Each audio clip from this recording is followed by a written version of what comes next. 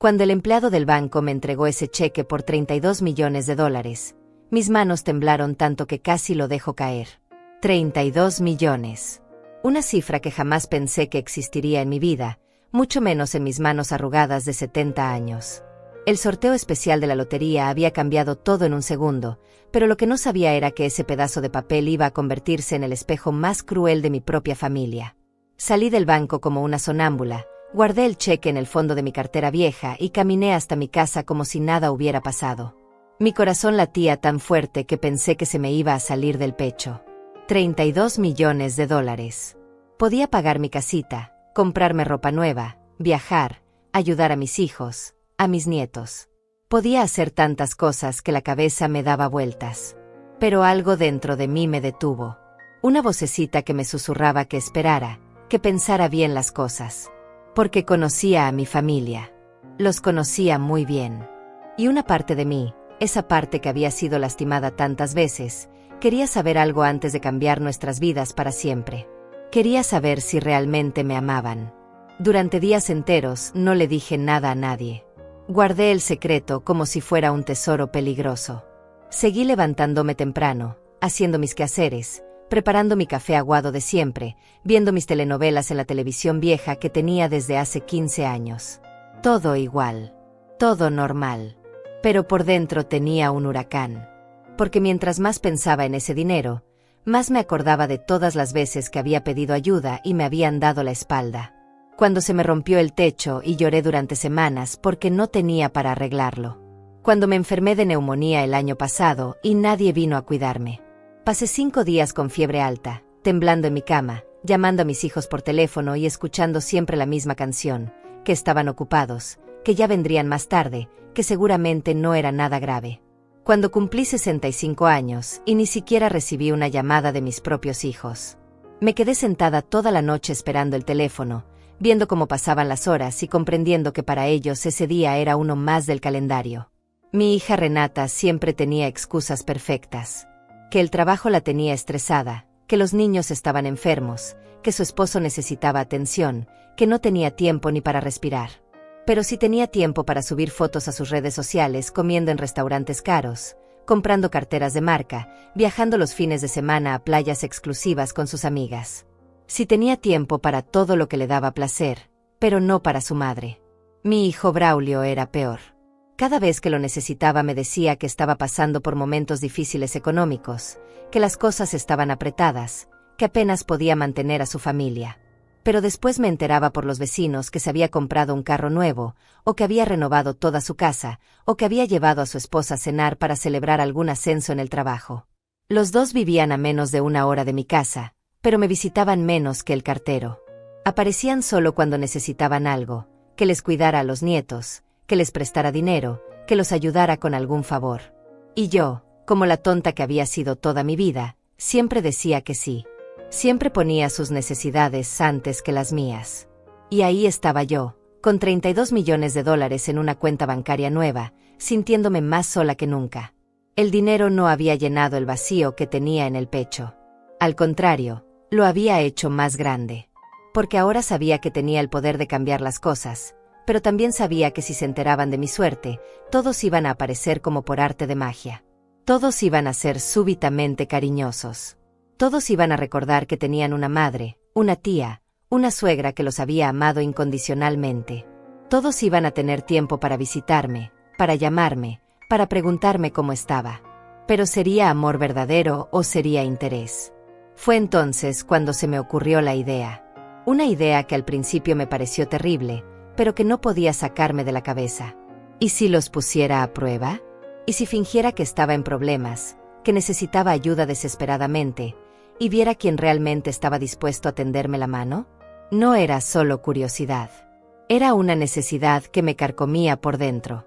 Necesitaba saber si mis hijos me querían a mí, Rosa Antunes, la mujer que los había criado con tanto sacrificio, o si solo aparecían cuando les convenía. Necesitaba saber si había alguien, aunque fuera una sola persona, que se preocupara genuinamente por esta vieja de 70 años que había pasado toda su vida dando sin recibir nada a cambio.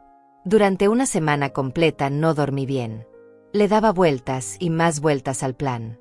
Me levantaba a las 3 de la madrugada y me quedaba sentada en la cocina, tomando té y pensando. Me sentía culpable por considerar engañar a mi propia familia, pero al mismo tiempo sentía que tenía derecho a saber la verdad. Después de todo, ¿no había sido yo quien había trabajado doble turno en la fábrica para que no les faltara nada? ¿No había sido yo quien había sacrificado mis propios sueños para que ellos pudieran estudiar, casarse, formar sus familias? El dinero estaba ahí, seguro en el banco, esperando. Pero yo necesitaba algo más que dinero. Necesitaba saber que no había desperdiciado mi vida amando a personas que no me amaban de vuelta. Necesitaba saber si valía la pena compartir mi bendición con ellos. Y así fue como decidí hacer la prueba más importante de mi vida. Iba a pedirles ayuda a todos, uno por uno. Iba a inventar una emergencia creíble y ver quién respondía con el corazón y quién respondía con excusas. Iba a fingir que estaba desesperada para ver quién realmente se desesperaba por ayudarme. Lo que descubrí después me hizo ver a todos con otros ojos. Y cambió mi vida para siempre. Mi vida antes de ganar la lotería era como una canción triste que se repetía todos los días. Me levantaba a las 5 de la mañana, preparaba mi desayuno con lo poco que tenía en la refrigeradora, y salía a trabajar en la casa de la señora Carmen Torres, una mujer rica que vivía en el barrio elegante y que me pagaba apenas lo suficiente para sobrevivir. Carmen tenía una casa enorme con jardines perfectos y carros que costaban más de lo que yo había ganado en toda mi vida. Pero a mí me pagaba $150 a la semana por limpiar toda esa mansión, lavar su ropa fina, y aguantar sus comentarios despectivos sobre cómo yo limpiaba mal las ventanas o cómo dejaba marcas en sus pisos de mármol. Trabajé para ella durante 8 años. 8 años llegando puntual, trabajando sin quejarme, siendo invisible para ella y su familia. Cuando me enfermé de gripe y falté 2 días, me descontó el dinero completo de esa semana. Cuando le pedí un pequeño aumento porque los precios de la comida habían subido, me dijo que había muchas mujeres que trabajarían por menos dinero. Pero lo que más me dolía no era el trabajo duro ni los desprecios de Carmen Torres. Lo que más me dolía era llegar a mi casa vacía todas las noches y no tener a nadie con quien compartir las penas del día. Mi casita de 2 cuartos tenía las paredes agrietadas, el techo manchado por las goteras, y una cocina tan pequeña que apenas cabía una persona. Mis hijos habían crecido ahí. Renata y Braulio habían corrido por esos pasillos estrechos, habían hecho sus tareas en la mesa de la cocina, habían dormido en las camas que yo compraba de segunda mano. Pero ahora que tenían sus propias casas bonitas, parecían avergonzarse del lugar donde habían nacido. Renata trabajaba en una oficina importante del centro de la ciudad. Ganaba buen dinero, tenía un esposo exitoso, 2 hijos inteligentes y una casa de 2 pisos con jardín. Pero cuando yo la llamaba para contarle sobre mi día, siempre me cortaba la conversación. Que tenía una junta importante, que los niños necesitaban ayuda con la tarea, que su esposo la estaba esperando para salir. Una vez le pedí que me acompañara al médico porque tenía miedo de ir sola. Me habían encontrado una mancha en una radiografía y necesitaba hacerme más estudios. Le expliqué que estaba asustada, que no entendía bien lo que me decían los doctores, que necesitaba que alguien estuviera conmigo. Su respuesta fue que tenía una presentación muy importante en el trabajo y que no podía faltar. Fui sola. Me senté en esa sala de espera fría durante 4 horas, rodeada de extraños, rezando para que no fuera nada malo. Cuando me dieron los resultados y me dijeron que estaba bien, que solo era una sombra sin importancia, no tenía a nadie con quien compartir mi alivio. Llamé a Renata esa noche para contarle que todo había salido bien, y me dijo que qué bueno, pero que tenía que colgar porque estaba viendo una película con su familia. Braulio era diferente, pero igual de doloroso. Él sí me visitaba de vez en cuando, pero siempre que venía necesitaba algo. Llegaba con esa sonrisa encantadora que había tenido desde niño, me abrazaba fuerte y me decía que me veía muy bien, que me extrañaba mucho. Pero después de 5 minutos de plática, comenzaba con su verdadero propósito. Una vez vino porque necesitaba que le prestara $500. Dijo que era una emergencia, que se le había descompuesto el carro y que si no lo arreglaba esa semana iba a perder su trabajo. Yo no tenía $500, pero empeñé el anillo de bodas de mi difunto esposo para conseguir el dinero. Se lo di sin dudarlo, porque era mi hijo y porque creí en su historia. 2 semanas después me enteré por una vecina que lo había visto estrenando ropa nueva en el centro comercial. Cuando le pregunté por el dinero, me dijo que sí me iba a pagar, pero que necesitaba un poco más de tiempo. Pasaron 6 meses y nunca más mencionó los $500. Yo nunca pude recuperar el anillo de mi esposo. Pero no todos en mi familia eran así. Tenía una hermana, Estela, que era completamente diferente. Estela tenía 5 años menos que yo y había pasado por problemas aún peores que los míos. Su esposo la había abandonado cuando sus hijos eran pequeños, y ella había trabajado vendiendo comida en la calle para mantenerlos. Estela vivía en una casita aún más humilde que la mía, en un barrio donde las calles no tenían pavimento y donde el agua llegaba solo 3 veces por semana. Pero cada vez que yo tenía problemas, ella aparecía. Cuando me enfermé de neumonía, fue Estela quien durmió en una silla al lado de mi cama durante 3 noches seguidas. Cuando se me rompió el techo, fue Estela quien trajo a su hijo mayor para que me ayudara a arreglarlo. Nunca tenía dinero para darme, pero siempre tenía tiempo. Siempre tenía una palabra de aliento, un abrazo sincero, una sonrisa que me hacía sentir que no estaba sola en el mundo. Los domingos venía a desayunar conmigo y me contaba historias divertidas de sus nietos, me hacía reír con sus ocurrencias, me escuchaba cuando yo necesitaba quejarme de algo. También estaba mi sobrino Adalberto, el hijo de mi hermano mayor que había muerto hace 10 años. Adalberto había tenido suerte en los negocios. Tenía una empresa de construcción que le daba buen dinero, una camioneta nueva, una casa grande. Pero cuando mi hermano se estaba muriendo de cáncer y necesitábamos dinero para los medicamentos, Adalberto siempre tenía excusas. Que el negocio estaba pasando por una mala racha, que tenía muchos gastos, que no era buen momento. Mi hermano murió sin poder pagar todos los tratamientos que necesitaba, mientras su propio hijo se compraba carros nuevos y llevaba a su familia de vacaciones a la playa. Durante todos esos años de soledad y trabajo duro, yo me consolaba pensando que algún día las cosas iban a mejorar. Que mis hijos iban a madurar y se iban a dar cuenta de que su madre los necesitaba. Que iban a valorar todo lo que había hecho por ellos cuando eran pequeños. Que iban a querer pasar tiempo conmigo, cuidarme cuando fuera más vieja, incluirme en sus vidas. Pero los años pasaban y las cosas empeoraban. Cada vez me llamaban menos, me visitaban menos, se acordaban menos de mi existencia. Y yo me iba volviendo más invisible, más insignificante en sus vidas ocupadas y exitosas. Por eso cuando gané esa fortuna, no pude simplemente correr a contarles. Porque una parte de mí sabía que iban a cambiar su actitud no porque me amaran más, sino porque yo tenía algo que ellos querían. Y esa posibilidad me dolía más que todos los años de abandono que había soportado. Necesitaba saber la verdad. Necesitaba confirmar si las personas que más amaba en el mundo me amaban de vuelta, o si solo era una obligación familiar que cumplían cuando no tenían otra opción. Durante una semana completa después de ganar la lotería, mi mente no tuvo paz. Me despertaba en las madrugadas con el corazón acelerado, pensando en ese cheque escondido en el fondo de mi armario, envuelto en una toalla vieja donde nadie lo buscaría jamás. $32 millones que podían cambiar la vida de toda mi familia, pero que también podían revelar quiénes éramos realmente por dentro. Fue un martes por la mañana, mientras preparaba mi café aguado de siempre, que la idea se volvió un plan concreto. Iba a poner a prueba a cada uno de ellos. Iba a crear una situación donde yo necesitara ayuda desesperadamente, y ver quién respondía con amor genuino y quién respondía con excusas bien elaboradas.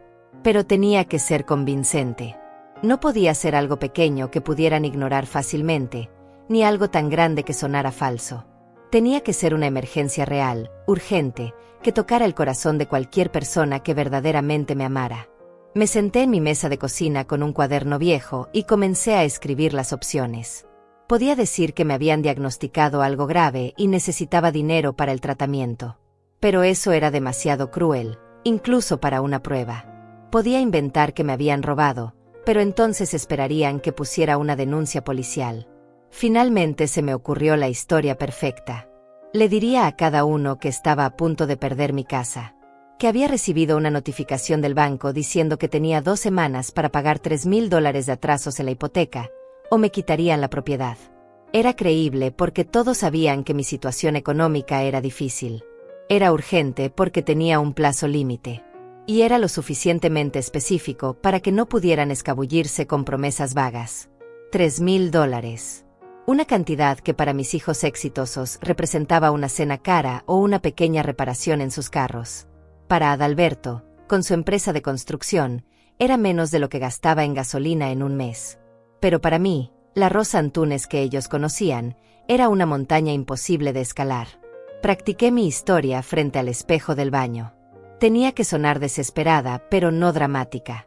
Tenía que parecer que había agotado todas mis opciones antes de pedirles ayuda. Ensayé las palabras una y otra vez hasta que sonaran naturales, hasta que pudiera decirlas con la voz quebrada de una madre que no tenía a dónde más recurrir. También pensé en sus posibles reacciones. Conocía a mis hijos mejor que nadie en el mundo. Había observado sus patrones de comportamiento durante décadas. Renata probablemente me diría que había sido irresponsable con mi dinero, que debería haber sido más cuidadosa, que ella también tenía gastos importantes. Braulio me aseguraría que quería ayudarme, pero encontraría alguna razón por la cual no podía hacerlo en ese momento.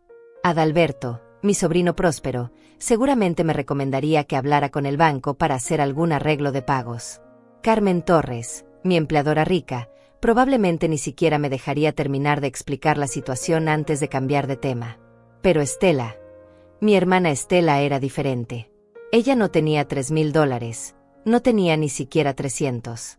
Pero sabía que encontraría alguna manera de ayudarme. Tal vez vendería algo, tal vez pediría prestado, tal vez trabajaría turnos extra. Estela siempre encontraba la manera. El plan estaba listo, pero me tomé otros 3 días para reunir el valor de ejecutarlo.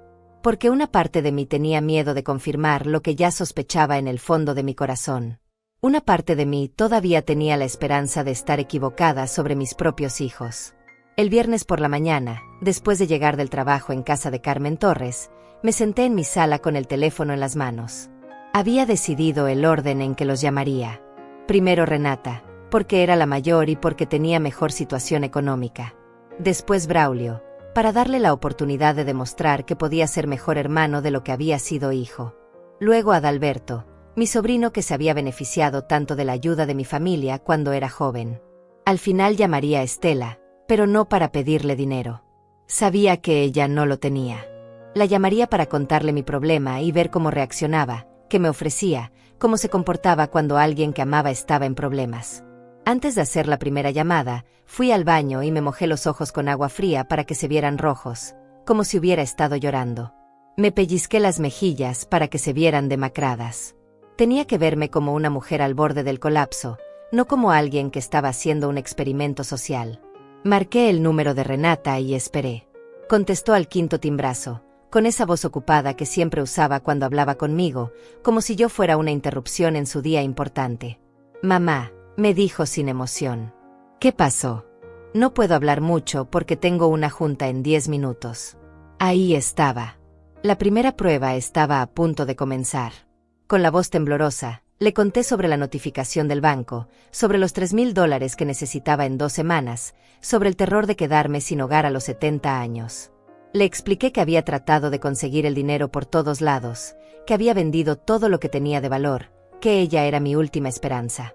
Su respuesta fue exactamente lo que había esperado, pero dolió igual que si hubiera sido una sorpresa. Después llamaría a Braulio, y después a Adalberto. Pero ya sabía cómo iba a terminar esta historia. Ya sabía quién iba a fallarme y quién iba a estar a mi lado. Lo que no sabía era cuánto iba a dolerme confirmar la verdad que había estado evitando durante años. Estaba prestes a confirmar si mis sospechas eran verdaderas, y si mi corazón de madre estaba preparado para soportar la realidad. Renata suspiró con esa exasperación que me conocía tan bien. Era el mismo suspiro que hacía cuando era adolescente y yo le pedía que recogiera su cuarto o que ayudara con los quehaceres de la casa. El suspiro de alguien que considera que la están molestando sin razón. «Mamá, de verdad no puedo hablar ahora», me dijo con una prisa exagerada. «Tengo una presentación súper importante en 20 minutos y necesito concentrarme. ¿No puedes llamar al banco y explicarles tu situación? Seguramente te pueden dar más tiempo». «Pero hija», le expliqué con la voz quebrada, «ya hablé con ellos 3 veces. Me dijeron que es la última oportunidad. Si no pago los $3,000 en 2 semanas, van a iniciar el proceso de embargo. No tengo a dónde ir, no tengo a quién recurrir».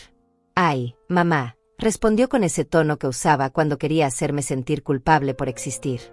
«¿Por qué no me habías contado antes que tenías problemas con la casa? Estas cosas no pasan de la noche a la mañana. Seguramente llevas meses sin pagar». Sus palabras me atravesaron como cuchillos. En lugar de preocuparse por mi desesperación, me estaba echando la culpa. En lugar de buscar una solución, me estaba regañando como si fuera una niña irresponsable. Hija, por favor, le supliqué. No te estoy pidiendo que me regales el dinero. Te lo puedo pagar poco a poco, aunque me tome años. Solo necesito que me ayudes a no perder mi casa. Mira, mamá, escucha bien. Miguel y yo acabamos de comprar muebles nuevos para la sala porque los otros ya estaban muy viejos. Gastamos $5,000 apenas la semana pasada. Los niños necesitan útiles escolares nuevos, y Sofía quiere entrar a clases de ballet que cuestan $200 al mes. No es que no quiera ayudarte, pero realmente no es un buen momento económico para nosotros. $5,000 en muebles nuevos, pero no podía ayudarme con $3,000 para salvar mi casa. Mi propia hija, la niña a quien había criado trabajando turnos dobles, a quien había dado todo mi amor y todos mis sacrificios, me estaba diciendo que sus muebles de sala eran más importantes que el techo sobre la cabeza de su madre. Oye, ¿por qué no le hablas a Braulio? Continuó, como si estuviera resolviendo mi problema de la manera más inteligente del mundo. Él siempre dice que su negocio va muy bien. Seguramente él sí te puede ayudar. O mejor aún, habla con tío Adalberto. Ese sí tiene dinero de verdad. Y colgó. Sin más explicaciones, sin promesas, sin siquiera aún me da mucha pena lo que te está pasando. Solo colgó para irse a su presentación importante, mientras su madre de 70 años se quedaba llorando con el teléfono en la mano. Me quedé sentada en mi silla durante 10 minutos completos, procesando lo que acababa de pasar. No era solo que no me hubiera ayudado. Era la frialdad, la falta total de empatía, la manera en que me había hecho sentir como si yo fuera una molestia por tener problemas. Pero tenía que continuar con la prueba. Tenía que llamar a Braulio y darle la oportunidad de ser diferente. Marqué su número con las manos temblorosas. Contestó inmediatamente, con esa voz alegre que siempre tenía cuando estaba de buen humor. «Mamá», me dijo con entusiasmo. «¡Qué sorpresa! Justo estaba pensando en ti. ¿Cómo has estado?» Por un momento sentí una chispa de esperanza. Tal vez Braulio sería diferente. Tal vez mi hijo menor tenía un corazón más grande que su hermana. Le conté la misma historia, con la misma voz desesperada, con la misma urgencia. Le expliqué sobre la notificación del banco, sobre los $3,000, sobre el terror de quedarme sin hogar. Esperé su respuesta con el corazón latiendo fuerte. «Ay, no mamá», me dijo inmediatamente. «Qué horrible situación. Me da muchísima pena lo que te está pasando. De verdad me parte el corazón saber que estás pasando por esto». Su tono era completamente diferente al de Renata. Sonaba genuinamente preocupado, genuinamente triste por mi situación. Por un segundo pensé que había juzgado mal a mi hijo, que él sí iba a estar ahí para mí cuando lo necesitara. «Mira, mamá», continuó con esa voz comprensiva, «ojalá pudiera ayudarte. En serio. Ojalá. Pero justo ahorita estamos pasando por una situación súper complicada. La empresa donde trabajo está haciendo recortes de personal, y aunque todavía no me han despedido, estoy ahorrando cada centavo que puedo por si las cosas se ponen peores. Pero hijo», le dije suavemente, «solo necesito $3,000. Te lo puedo pagar cuando tú quieras». «Sí, mamá, lo sé. Pero es que no los tengo. De verdad te lo juro.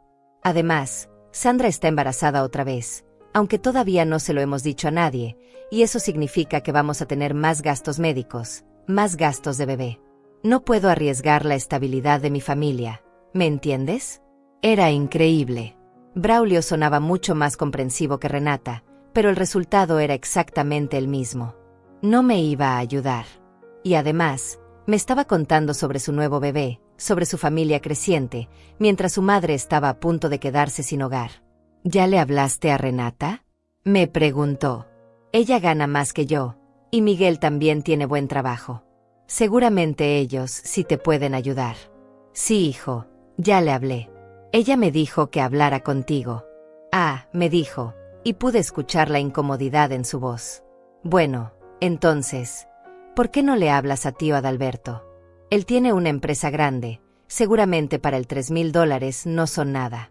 Era como una pelota que rebotaba entre mis hijos. Cada uno me mandaba con el otro, Cada uno tenía la solución perfecta que no los incluía a ellos. Nadie quería ser el que dijera directamente que no le importaba si su madre se quedaba sin casa. «Está bien, hijo», le dije con resignación.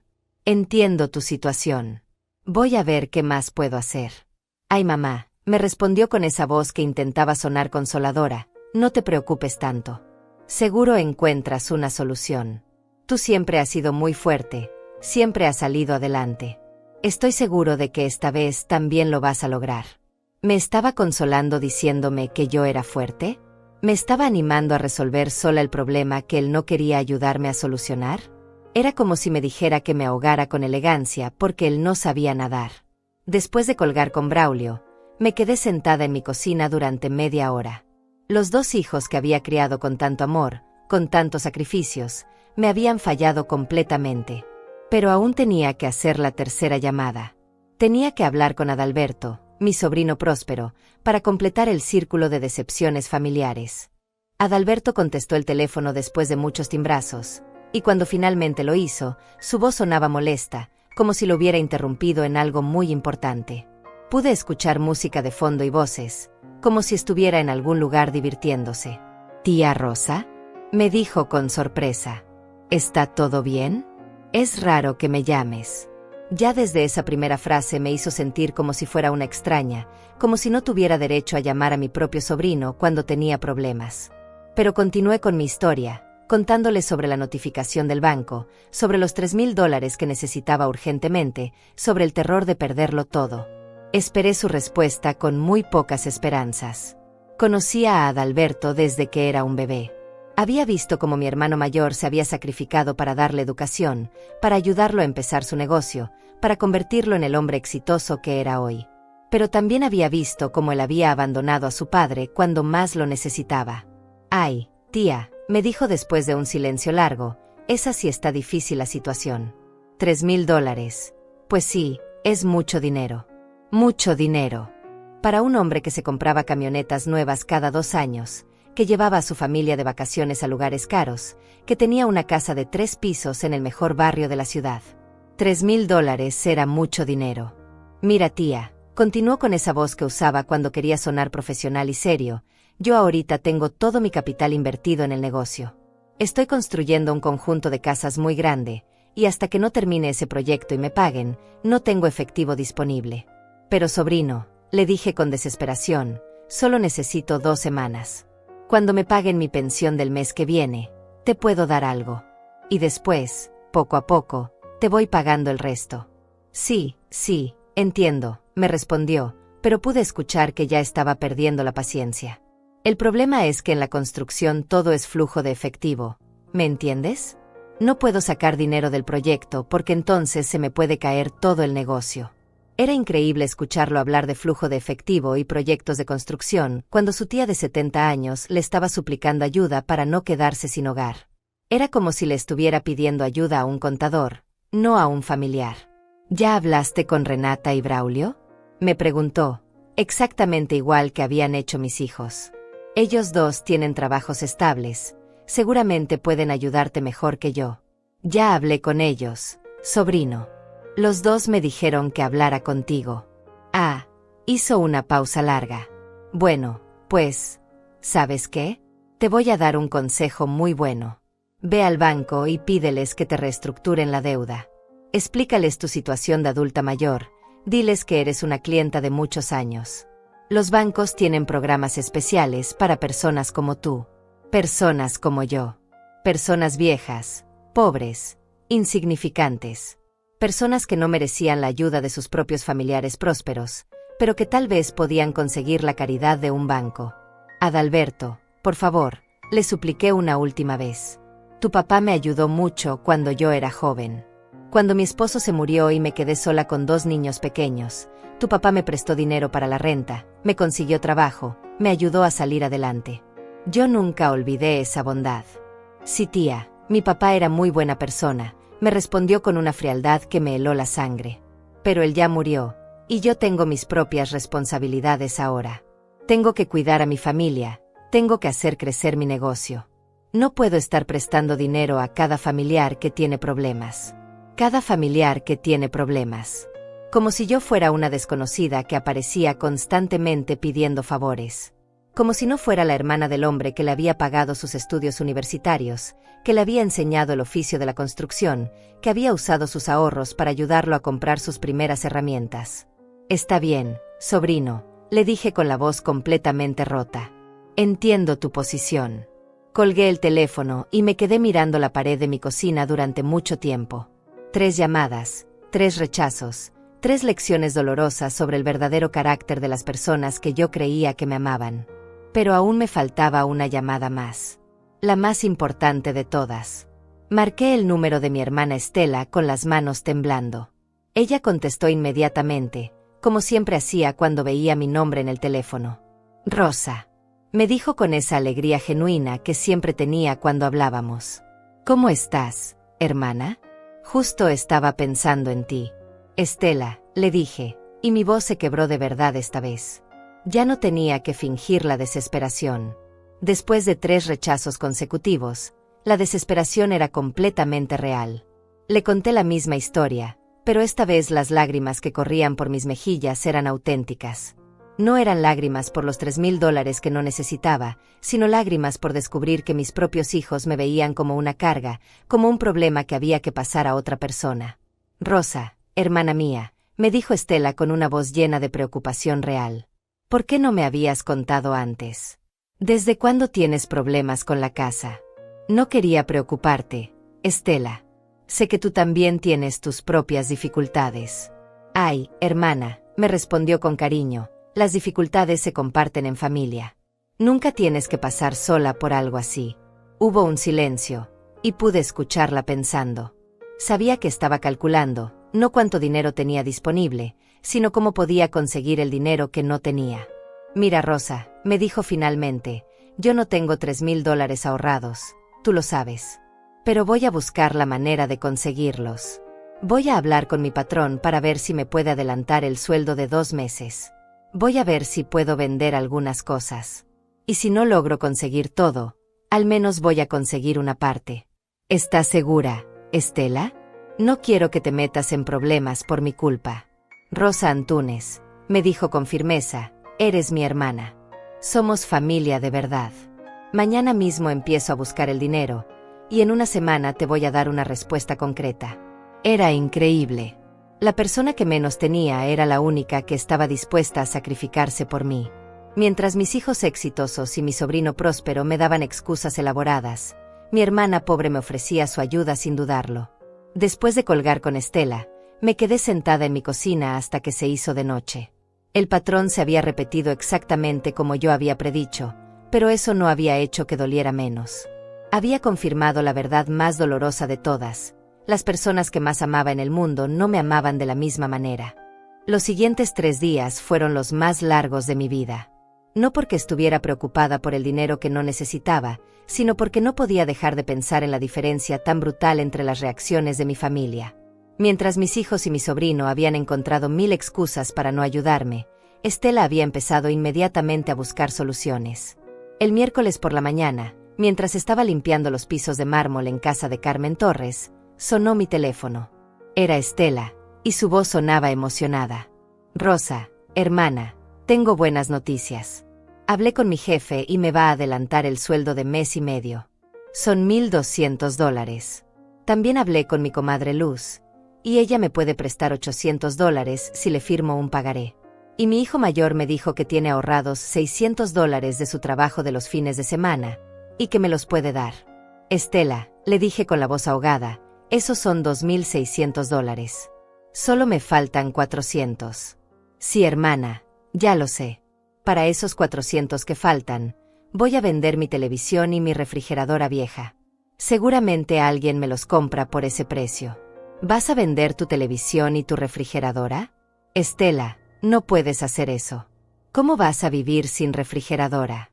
Rosa, me dijo con esa firmeza que la caracterizaba, una refrigeradora se puede volver a comprar. Pero tú solo tienes una casa, y es donde has vivido toda tu vida. No voy a permitir que la pierdas por falta de 400 miserables dólares. Me quedé muda. Estela estaba dispuesta a vender sus únicos electrodomésticos, a pedirle dinero prestado a su comadre, a quitarle los ahorros a su hijo, todo para ayudar a su hermana mayor. Mientras tanto, mis propios hijos no habían movido un dedo. Hermana, le dije con las lágrimas corriendo por mis mejillas, no sé cómo agradecerte esto. No hay nada que agradecer, Rosa. Así es la familia de verdad. Cuando uno tiene problemas, todos tenemos problemas. Cuando uno sale adelante, todos salimos adelante. El jueves por la tarde, Estela llegó a mi casa con un sobre amarillo en las manos. Tenía los ojos brillantes de emoción, como si acabara de ganar la lotería ella misma. Aquí están, hermana, me dijo extendiendo el sobre. $3,000 exactos. Conseguí vender la televisión por $500 en lugar de 400, así que hasta sobran 100. Abrí el sobre y vi los billetes perfectamente ordenados. Billetes que representaban meses de trabajo para Estela, electrodomésticos vendidos, favores pedidos, sacrificios hechos sin dudarlo. Todo por una hermana que, según ella creía, estaba a punto de perder su casa. Pero lo que más me impactó no fue el dinero. Fue verla ahí, parada en mi sala, sonriendo como si acabara de hacer la cosa más natural del mundo. No había drama, no había reproches, no había preguntas sobre por qué yo había llegado a esa situación. Solo había amor puro, incondicional, sin condiciones ni expectativas. Estela, le dije tomando sus manos, tengo que contarte algo muy importante. ¿Qué pasa, hermana? Me preguntó preocupada. ¿Hay algo más que no me habías dicho? La senté en mi sofá viejo y me senté a su lado. Durante unos segundos no supe cómo empezar. ¿Cómo le decía a alguien que había hecho semejante sacrificio por mí que todo había sido una mentira? ¿Cómo le explicaba que la había usado para probar algo sobre el resto de la familia? Estela, comencé con la voz temblorosa, yo no estoy a punto de perder mi casa. ¿Cómo? Me preguntó confundida. ¿Ya resolviste el problema con el banco? ¿Conseguiste el dinero de otra parte? No. Hermana, nunca tuve problemas con el banco. Nunca recibí ninguna notificación. Inventé toda esa historia. Se quedó mirándome sin entender, con el sobre de dinero todavía en mis manos. La semana pasada, continué, gané la lotería. $32 millones. Su cara cambió completamente. Primero sorpresa, después confusión, después algo que parecía dolor. ¿Ganaste la lotería? Repitió lentamente. ¿Y me mentiste sobre perder la casa? Sí, Estela. Pero tenía que saber algo muy importante. Tenía que saber quién de mi familia me ayudaría si realmente estuviera en problemas. Tenía que saber quién me ama de verdad y quién solo aparece cuando le conviene. ¿Y qué descubriste? Me preguntó, aunque por su tono parecía que ya conocía la respuesta. Descubrí que mis propios hijos me fallaron completamente. Renata me dijo que acababa de gastar $5,000 en muebles, pero que no podía ayudarme con 3,000 para salvar mi casa. Braulio me llenó de palabras bonitas, pero no movió un dedo. Adalberto me trató como si fuera una desconocida pidiendo caridad. ¿Y yo? Me preguntó con una sonrisa triste. ¿Qué descubriste de mí? Descubrí lo que ya sabía en el fondo de mi corazón. Que eres la única persona en esta familia que me ama sin condiciones. Que estás dispuesta a sacrificar todo lo que tienes por ayudarme. Que eres mi hermana de verdad, no solo de sangre. Estela se quedó callada durante un rato largo, procesando todo lo que le había contado. Esperé su reacción con nervios. Tenía derecho a estar molesta conmigo por haberla engañado, por haberla hecho pasar por esa angustia innecesaria. Rosa, me dijo finalmente, entiendo por qué lo hiciste. ¿Y sabes qué es lo más triste de todo esto? Que tuviste que hacer una prueba para confirmar algo que ya sabías. Tienes razón, hermana. Ya sabía quién era cada uno. Pero necesitaba estar segura antes de tomar las decisiones más importantes de mi vida. ¿Qué decisiones? Me preguntó. Estela, quiero compartir contigo parte de esta bendición que recibí. No porque me hayas ayudado hoy, sino porque has estado ayudándome toda la vida. Quiero que tengas una casa propia, que no te preocupes más por el dinero, que puedas vivir con dignidad. Rosa, no puedo aceptar eso, me dijo inmediatamente. Tú ganaste ese dinero, es tuyo. Hermana, le expliqué con firmeza, el dinero solo tiene valor cuando se comparte con las personas que realmente importan. Y tú importas más que nadie en mi vida. Nos quedamos abrazadas durante mucho tiempo, llorando las dos. Pero sus lágrimas eran de alegría, y las mías eran una mezcla de alegría por tener una hermana como ella, y dolor por haber confirmado quiénes eran realmente mis hijos. Esa noche, por primera vez en muchos años, me sentí verdaderamente rica. No por los millones en el banco, sino por saber que tenía a alguien que me amaba de verdad. Después de contarle la verdad a Estela, nos quedamos sentadas en mi sala hasta muy tarde, hablando de cosas que nunca habíamos dicho en voz alta. Era como si el peso de guardar ese secreto durante una semana hubiera sido demasiado para mí, y ahora necesitaba sacarlo todo. Rosa, me dijo Estela con esa sabiduría que siempre había tenido, ¿sabes cuál es la diferencia entre el dinero y el amor? El dinero se puede ganar, se puede perder, se puede robar. Pero el amor verdadero no se puede comprar ni se puede fingir. Y lo que pasó esta semana no fue una prueba del amor, fue una revelación de lo que ya existía en el corazón de cada uno. Tenía razón. Yo no había creado las reacciones de mis hijos y mi sobrino. Solo había dado la oportunidad de que saliera a la luz lo que ya estaba ahí. Renata siempre había sido egoísta, pero yo había encontrado excusas para justificar su comportamiento. Braulio siempre había sido encantador pero irresponsable, pero yo había preferido ver solo el encanto. Adalberto siempre había sido calculador y frío, pero yo había mantenido la esperanza de que en el fondo fuera diferente. Estela, en cambio, siempre había sido generosa, leal, incondicional. Y esas cualidades no habían aparecido cuando yo gané la lotería. Habían estado ahí durante décadas, manifestándose en pequeños gestos diarios que yo había dado por sentados. Hermana, le dije, hay algo más que quiero contarte. Quiero que mañana mismo vayamos al banco y abramos una cuenta a tu nombre. Voy a transferir $2 millones para que nunca más tengas que preocuparte por el dinero. Rosa, exclamó asustada. $2 millones. Es demasiado dinero. Yo no sabría ni qué hacer con tanto dinero. Vas a aprender, le sonreí. Vas a comprar una casa bonita en un barrio seguro. Vas a viajar a todos los lugares que siempre quisiste conocer. Vas a ayudar a tus hijos y a tus nietos. Vas a vivir como la reina que siempre fuiste en tu corazón. ¿Pero qué van a decir los demás?, me preguntó preocupada. ¿Qué van a pensar Renata y Braulio cuando se enteren? Van a pensar exactamente lo que tienen que pensar, le respondí con firmeza. Van a entender que las acciones tienen consecuencias. Que el amor se demuestra con hechos, no con palabras bonitas cuando ya es demasiado tarde. Esa noche, después de que Estela se fuera a su casa con la promesa de que al día siguiente iríamos juntas al banco, me quedé despierta pensando en el futuro. Por primera vez en muchos años, tenía control total sobre mi vida. Tenía la libertad de elegir quién merecía mi tiempo, mi amor, mi generosidad. Decidí que no les contaría inmediatamente a mis hijos sobre la lotería. Quería ver cuánto tiempo pasaba antes de que me llamaran por iniciativa propia, sin necesitar nada, solo para saber cómo estaba su madre. Quería ver si alguno de ellos se preocuparía por cómo había resuelto mi supuesto problema con la casa. El viernes por la mañana, Estela y yo fuimos al banco. Vimos cuando el gerente le explicaba los procedimientos para manejar una cuenta con $2 millones. Vi su cara de asombro cuando le entregaron las tarjetas de débito y crédito, cuando le explicaron que podía retirar hasta $10,000 diarios si lo necesitaba. Hermana, me susurró mientras salíamos del banco, siento como si estuviera soñando. Como si fuera a despertar en cualquier momento y volver a mi casita sin refrigeradora.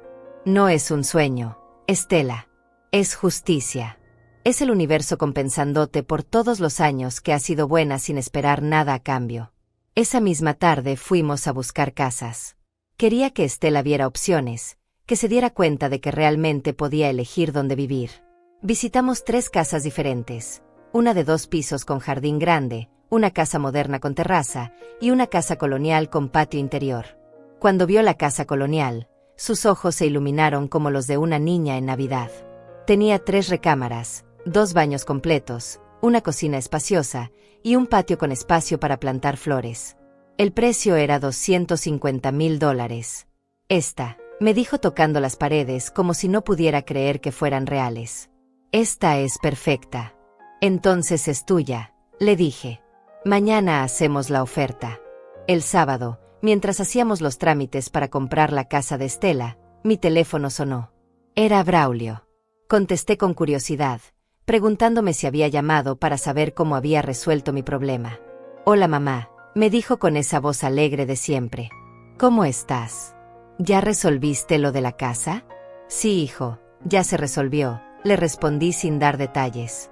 «Qué bueno», me dijo aliviado. «Te dije que ibas a encontrar una solución. Siempre sales adelante. Oye, ¿conseguiste el dinero con tío Adalberto?» «No, hijo. Adalberto tampoco pudo ayudarme». «Entonces, ¿cómo lo resolviste?», me preguntó con curiosidad. «Una persona muy generosa me ayudó», le dije simplemente. «Ah, qué bueno. Bueno, mamá, te llamé también para contarte que Sandra y yo decidimos hacer una fiesta para anunciar el embarazo. Va a ser el próximo sábado en la casa. Queremos que vengas». Me invitaba a una fiesta. El mismo hijo que una semana antes no había podido ayudarme a salvar mi casa ahora me invitaba a celebrar su nueva bendición.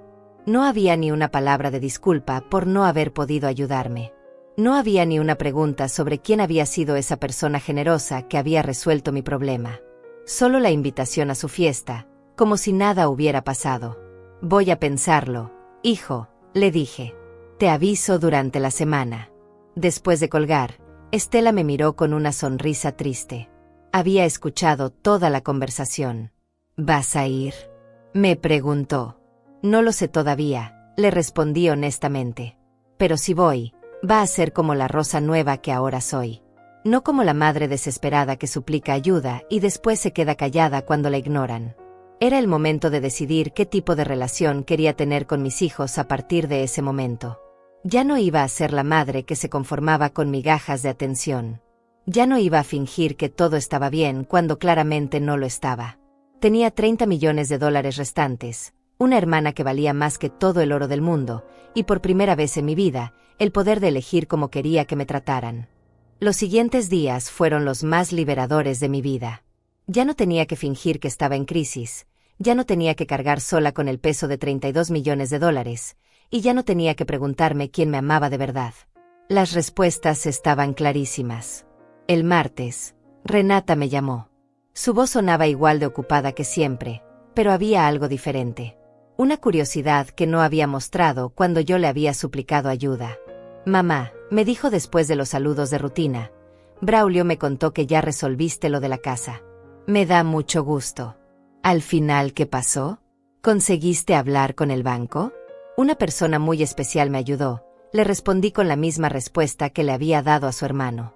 «¿Alguien de la familia?», me preguntó con esa curiosidad que revelaba sus verdaderas intenciones. «Sí, alguien de la familia», le confirmé sin dar más detalles. Hubo un silencio incómodo. Podía sentir que quería preguntar más, pero que no sabía cómo hacerlo sin parecer entrometida. Al final, cambió de tema y me invitó a almorzar el domingo. «Qué coincidencia», pensé. La misma hija que no había tenido tiempo para acompañarme al médico cuando tenía miedo, que no había podido ayudarme cuando creía que iba a perder mi casa, ahora súbitamente tenía tiempo para almorzar conmigo. Acepté la invitación. Pero esta vez iba a ser diferente. Esta vez no iba a llegar con las manos vacías y la cabeza gacha, agradecida de que me permitieran estar en su casa. Esta vez iba a llegar como la mujer que realmente era. El sábado, fui con Estela a comprar ropa nueva. Llevaba tantos años comprando solo lo más barato, lo más necesario, que había olvidado lo que se sentía elegir algo bonito para mí misma. Me compré un vestido elegante de color verde, zapatos cómodos pero finos, una cartera de cuero genuino. No porque necesitara impresionar a nadie, sino porque por primera vez en décadas podía darme esos pequeños lujos. También fui a la peluquería por primera vez en años. Me cortaron el cabello, me lo peinaron, me maquillaron suavemente. Cuando me vi en el espejo, no reconocí a la mujer que me miraba de vuelta. Era la Rosa que habría sido si no hubiera pasado décadas sacrificándose hasta desaparecer. El domingo llegué a casa de Renata manejando mi propio carro. Me había comprado un auto usado pero en excelente estado, nada demasiado ostentoso, pero digno y confiable. Ya no tenía que depender del transporte público ni pedirle favores a nadie. Renata abrió la puerta y se quedó mirándome con sorpresa. «Mamá, te ves diferente», me dijo con curiosidad. «¿Te cortaste el cabello? ¿Y ese vestido es nuevo?» «Sí, hija», decidí consentirme un poco, Le respondí con una sonrisa serena. Durante el almuerzo, noté cómo me observaba constantemente. Miguel, su esposo, también parecía intrigado por mi cambio de apariencia. Los niños me preguntaron de dónde había sacado mi carro nuevo. Es usado, les expliqué, pero está en muy buenas condiciones. ¿Y cómo pudiste comprarlo? Me preguntó Renata directamente. La semana pasada estabas preocupada por pagar la casa. Como te dije, una persona muy generosa me ayudó, le repetí. ¿Quién, mamá? Insistió. ¿Por qué no nos quieres decir quién fue? La miré directamente a los ojos y decidí que era momento de ser completamente honesta. Fue tu tía Estela, le dije con firmeza. Ella vendió su televisión y su refrigeradora, pidió dinero prestado, convenció a su hijo de que me diera sus ahorros. Consiguió los $3,000 completos para ayudarme. El silencio en la mesa fue absoluto. Renata se quedó con el tenedor a medio camino hacia su boca. Miguel bajó la mirada hacia su plato. Los niños siguieron comiendo, ajenos a la tensión que había llenado el comedor. Tía Estela, repitió Renata lentamente. Pero ella no tiene dinero. Exactamente, le confirmé. No tiene dinero, pero tiene corazón. No tiene lujos, pero tiene generosidad. No tiene excusas elaboradas, pero tiene amor verdadero. Mamá, comenzó Renata con esa voz que usaba cuando quería justificarse, nosotros también te queremos ayudar, pero ustedes tenían compromisos más importantes. La interrumpí con calma. Muebles nuevos, clases de ballet, presentaciones en el trabajo. Lo entiendo perfectamente. No es eso, mamá. Es que... Hija, la volví a interrumpir. Ya no es necesario que me expliques nada. Ya entendí todo lo que necesitaba entender. El resto del almuerzo transcurrió en un ambiente tenso. Renata intentó varias veces retomar la conversación normal, pero yo respondía con cortesía distante. No estaba enojada, simplemente había cambiado. Ya no era la madre desesperada por la aprobación de sus hijos. Era una mujer que conocía su propio valor. Cuando me despedí, Renata me acompañó hasta mi carro. Mamá, me dijo con una voz que intentaba sonar casual, ¿de dónde sacaste dinero para comprarte ropa nueva y el carro? Estela me regaló algunos dólares extra, le expliqué. Dijo que era importante que me viera bien, que me sintiera bien conmigo misma. Era técnicamente cierto, aunque no era toda la verdad.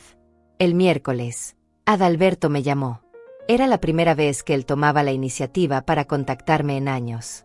Tía Rosa, me dijo con una voz que intentaba sonar cariñosa, ¿cómo está? Supe que ya resolvió lo de su casa. Sí, sobrino, ya está resuelto. ¡Qué bueno! Me da mucho gusto. Oiga, me dijeron que anda manejando un carro nuevo. ¿Cómo le hizo? La misma curiosidad que Renata. La misma pregunta que no habían hecho cuando yo estaba en crisis. Ahora que había señales de que mi situación había mejorado, todos querían saber cómo. Tuve ayuda de alguien muy especial, le respondí. ¿De quién, tía? ¿Necesita más ayuda? Porque ahora que terminé el proyecto del que le platiqué, ya tengo más disponibilidad económica. ¡Qué interesante! Cuando yo necesitaba desesperadamente $3,000, él tenía todo su dinero invertido y no podía ayudarme. Pero ahora que sospechaba que alguien más me había ayudado, súbitamente tenía disponibilidad económica. No, sobrino, ya no necesito ayuda, le dije firmemente. Ya aprendí quién está dispuesto a ayudarme cuando realmente lo necesito. Después de esa conversación, me quedó clarísimo que había tomado las decisiones correctas. Mi familia había revelado su verdadero carácter, y yo había respondido en consecuencia. Estela, mientras tanto, había empezado a mudarse a su casa nueva. Verla dirigiendo a los trabajadores que instalaban sus muebles nuevos, viendo cómo sus nietos corrían por el jardín que ahora era suyo, me confirmó que había hecho lo correcto. Había encontrado la manera perfecta de usar mi bendición, premiando el amor verdadero y dejando que las acciones de cada uno hablaran por sí mismas. 3 meses después de ganar la lotería, mi vida había cambiado completamente, pero no de la manera que la gente podría imaginar. No me había mudado a una mansión ni había comprado carros de lujo.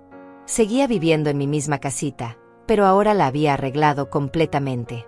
Techo nuevo, pintura fresca, electrodomésticos modernos, un jardín lleno de flores. Era la misma casa, pero transformada, exactamente como yo. Estela venía a visitarme todos los domingos. Llegaba en su carro nuevo, un sedán sencillo pero confiable, vestida con ropa bonita pero sin ostentación. Habíamos acordado desde el principio que ninguna de las dos iba a cambiar su esencia por tener dinero.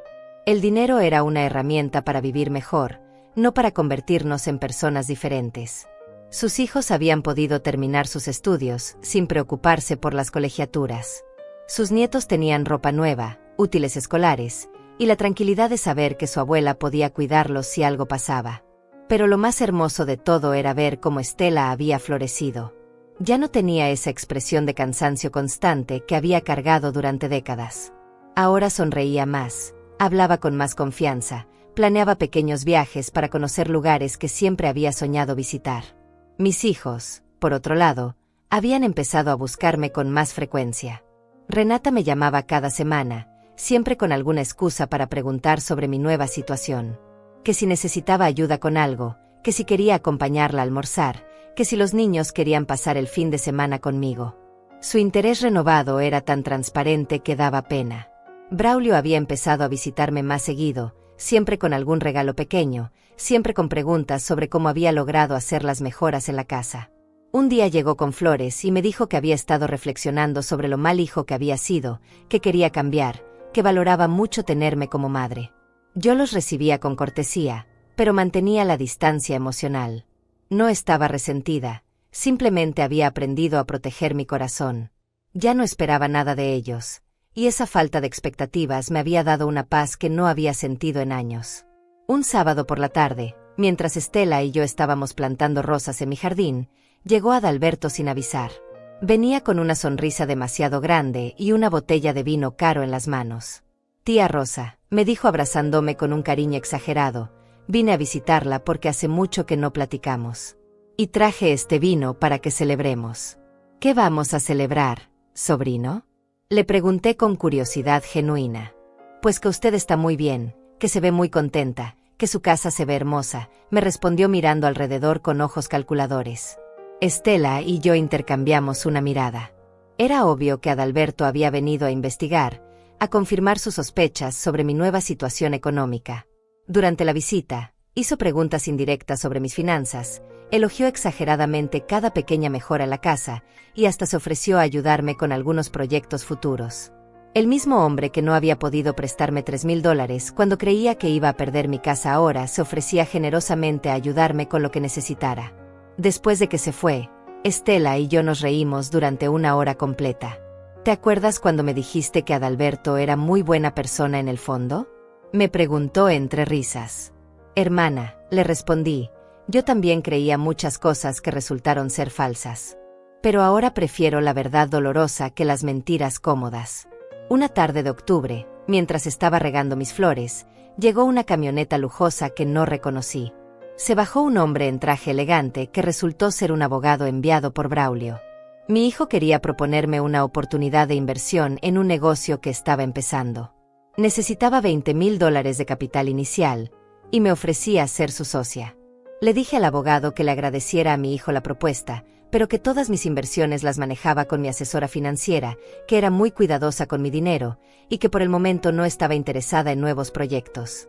Esa noche llamé a Estela para contarle lo que había pasado, y las dos nos quedamos en silencio durante un rato largo. Rosa, me dijo finalmente, ¿no te da tristeza ver cómo se comportan? Al contrario, hermana, le respondí. Me da paz. Porque ahora sé exactamente quién es cada uno. Ya no tengo que adivinar, ya no tengo que esperar, ya no tengo que decepcionarme. La verdad duele al principio, pero después libera. En diciembre, decidí hacer algo que había estado planeando durante meses. Organicé una pequeña cena de Navidad, pero solo invité a las personas que realmente importaban en mi vida: Estela y su familia, 2 vecinas que siempre habían sido amables conmigo, y una señora del mercado que se había convertido en mi amiga. No invité a mis hijos ni a Adalberto. No por venganza, sino por coherencia. Quería pasar esa noche especial rodeada de amor genuino, no de interés disfrazado de cariño. Naturalmente, Renata y Braulio se molestaron cuando se enteraron. Me llamaron para preguntar por qué no los había invitado, por qué estaba actuando de manera tan extraña, por qué parecía que ya no los quería. Hijos, les dije con calma, Los amo exactamente igual que siempre. Pero ahora amo también mi propia dignidad. Y mi dignidad no me permite fingir que tenemos una relación que no tenemos. Esa Navidad fue la más hermosa de mis últimos 20 años. Comimos, reímos, contamos historias, cantamos villancicos. Nadie preguntó cuánto había costado la cena, nadie especuló sobre mis finanzas, nadie tenía agenda oculta. Solo había personas que se alegraban genuinamente de estar juntas. Cuando todos se fueron esa noche, me quedé sentada en mi sala, mirando el árbol de Navidad que había comprado por primera vez en años. Pensé en todo lo que había aprendido durante esos meses transformadores. Había descubierto que la verdadera riqueza no estaba en los 30 millones de dólares que tenía en el banco. Estaba en saber que Stella me habría ayudado aunque yo no tuviera ni un centavo. Estaba en la sonrisa sincera de mis nuevas amistades. Estaba en la paz de no tener que mendigar amor de personas que no sabían darlo. Había aprendido que cuando alguien te ama de verdad, no necesitas suplicar su atención. No necesitas inventar crisis para que se preocupen por ti. No necesitas ser útil para que te valoren. Simplemente eres importante para ellos, en los buenos y en los malos momentos, con dinero y sin dinero, siempre.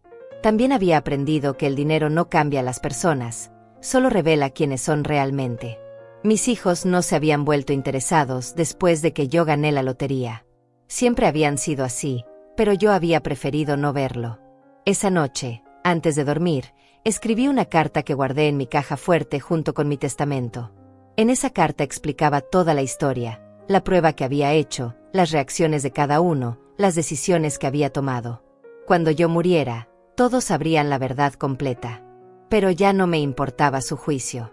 Ya no vivía para complacer a nadie más que a mí misma y a las personas que me amaban sin condiciones. Había ganado 32 millones de dólares, pero la verdadera fortuna que había encontrado era mucho más valiosa, la certeza de saber quién me amaba de verdad y la tranquilidad de vivir rodeada únicamente de ese amor auténtico. Al final, la mayor riqueza no era lo que tenía en el banco, sino saber que no estaba sola en el mundo. Y esa riqueza, a diferencia del dinero, nadie me la podía quitar jamás. Han pasado 2 años desde que gané la lotería, y cada mañana cuando me despierto, me sorprende la mujer en la que me he convertido. No hablo del dinero ni de las comodidades que ahora tengo. Hablo de algo mucho más profundo. Por primera vez en 72 años, me respeto a mí misma completamente. Antes de todo esto, yo era una mujer que vivía pidiendo disculpas por existir. Me disculpaba por llamar a mis hijos, por necesitar compañía, por tener problemas, por envejecer. Había construido mi identidad alrededor de ser útil para otros, de no molestar, de conformarme con las migajas de afecto que me daban cuando les convenía. Ahora entiendo que esa versión de mí no era bondad, era cobardía. Era más fácil aceptar el maltrato sutil que enfrentar la posibilidad de estar sola. Prefería tener una relación falsa con mis hijos que no tener ninguna relación. Pero la soledad acompañada es mucho peor que la soledad elegida. Lo que más me ha sorprendido de este proceso es descubrir que tengo una personalidad propia. Durante décadas fui la madre de Renata y Braulio, la hermana de Stella, la empleada de Carmen Torres. Nunca fui simplemente Rosa. No sabía que me gustaba, que me molestaba, que quería para mi futuro. Había vivido en función de las necesidades de otros durante tanto tiempo que había olvidado que yo también tenía derecho a tener necesidades. Ahora tengo opiniones sobre todo. Descubrí que me gusta la música clásica, que disfruto leer novelas de misterio, que prefiero las flores silvestres a las rosas perfectas. Son detalles pequeños, pero representan algo enorme. Por primera vez soy una persona completa, no solo un accesorio en la vida de otros. La relación con mis hijos ha encontrado un equilibrio extraño pero honesto. Ellos siguen intentando acercarse, pero ya no con la desesperación de los primeros meses. Han entendido que algo cambió irreversiblemente, aunque no sepan exactamente qué. Yo los trato con cortesía afectuosa, como trataría a conocidos queridos que me caen bien pero no forman parte de mi círculo íntimo. A veces veo dolor en sus ojos cuando les demuestro que ya no necesito su aprobación.